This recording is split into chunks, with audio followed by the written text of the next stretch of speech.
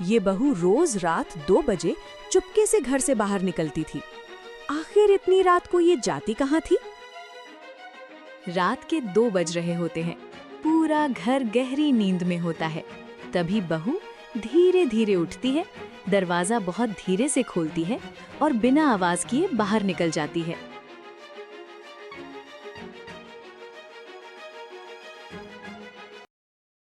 सास की अचानक आंख खुलती है।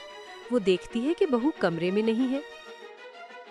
इतनी रात को ये कहाँ गई?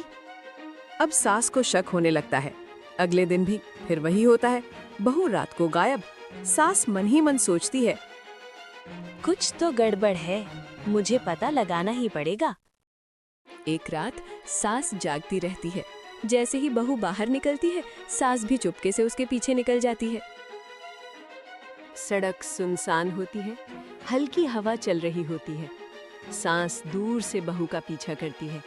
उसका दिल तेज धड़क रहा होता है।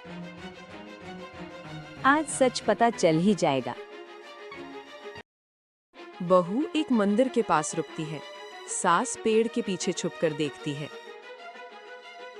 और जो वो देखती है, वो देखकर वो हैरान रह जाती है।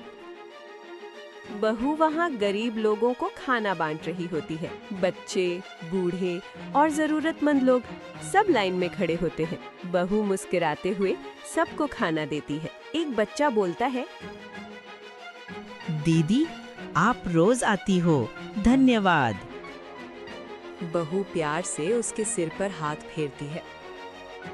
सास की आंखों में आंसू आ जाते हैं।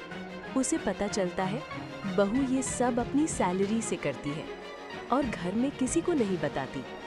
वो सोचती है, मैंने इसे कितना गलत समझा।